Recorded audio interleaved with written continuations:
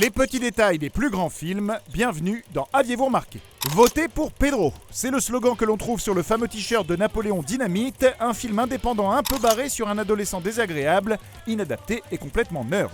Entre Gosworth et Wes Anderson, replongeons-nous dans les petits détails de ce petit film culte. Tourné en seulement 22 jours pour un budget ridicule, il s'agit du premier film de Jared Hess, écrit avec sa femme Jerusha Hess, qu'il a rencontré durant ses études de cinéma.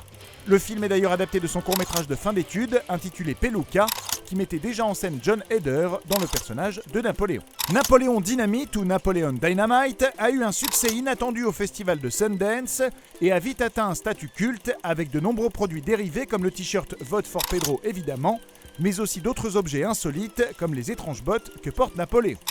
Un festival annuel a même été organisé dans la ville du tournage. Par la suite, le film a eu droit à une suite en dessin animé par les mêmes créateurs et même un jeu vidéo.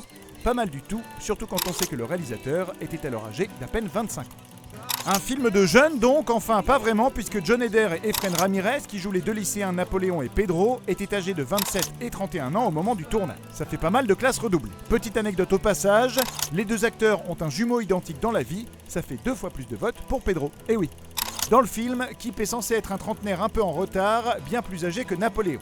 Pourtant Aaron Ruel, qui l'interprète, n'a qu'un an de plus que John Heder. Il s'est d'ailleurs fait poser des bagues dentaires juste pour ce rôle, deux dentistes sont même remerciés au générique. Et en parlant du générique, celui de Napoleon Dynamite est exceptionnellement long, la faute aux 181 élèves du lycée apparaissant dans le film, qui ont tous été crédités sans exception. Le générique de début est quant à lui composé de gros plans sur divers objets, dont des assiettes de nourriture. Chacun des plats présents dans ce générique sera mangé par un personnage au cours du film, et que des grands classiques américains, des corn dogs aux fameux tater tots, en passant par le sandwich au beurre de cacahuètes et le classique steak. Et si vous vous êtes demandé en voyant le film pourquoi l'oncle Rico parle toujours la bouche pleine quand il avale ses steaks, mais n'avale jamais, c'est tout simplement parce que l'acteur ne mangeait pas de viande rouge. Quant à la copine de l'oncle Rico que l'on voit à bicyclette à la fin du film, il s'agit de la femme de l'acteur Aaron Ruel qui joue Kip. Durant la scène du bal au lycée, les étoiles qui pendent du plafond sont une petite référence à Carrie de De Palma, tandis que le montage durant lequel Napoléon et Pedro collent des affiches se fait sur la musique de l'agence touriste. Et leur poignée de main finale est évidemment une parodie de celle de Schwarzy dans Predator. Napoléon n'est pourtant pas un symbole de virilité, l'acteur John Heder s'est même fait une permanente juste pour le rôle. Quant à son nom, Napoleon Dynamite, eh bien c'était un pseudonyme utilisé par le musicien Elvis Costello dans les années 80, chose qu'apparemment les créateurs du film ne savaient pas au moment de la sortie.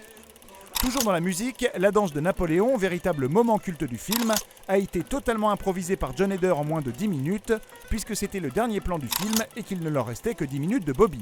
Il s'est inspiré de Michael Jackson et des Backstreet Boys, et la scène est tellement culte dans la communauté geek que même le jeu World of Warcraft s'en est inspiré pour la danse des elfes de sang.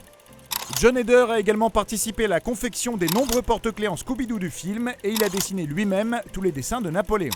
Et si comme lui vous êtes fan du ligre, mélange de lion et de tigre, sachez que l'animal existe vraiment et que c'est même le plus gros félin du monde. Par contre, quoi qu'en dise Napoléon, ils n'ont pas de pouvoir magique. Et tant qu'on est dans les animaux, la scène du fermier qui tue une vache au moment où un bus scolaire passe devant est une véritable anecdote qu'a vécu le réalisateur dans son enfance. Quant au lama, c'est celui de la mère du réalisateur et il s'appelle Dolly. Pourquoi un lama, nous direz-vous ? Eh ben pour le coup, on n'a pas vraiment d'explication. Pour finir, après le succès du film, la Fox a commandé une nouvelle scène post-générique de 5 minutes qui aurait coûté quasiment autant que tout le film lui-même. On y assiste au mariage de Kip qui à la question du prêtre répond « You know I do », la même réponse que celle de Nicolas Cage dans Arizona Junior des frères Coen. Et lorsque Napoléon surgit à cheval, on peut entendre la musique d'un western classique, L'homme de la rivière d'argent, mais ça bien sûr, vous l'aviez remarqué. Non ?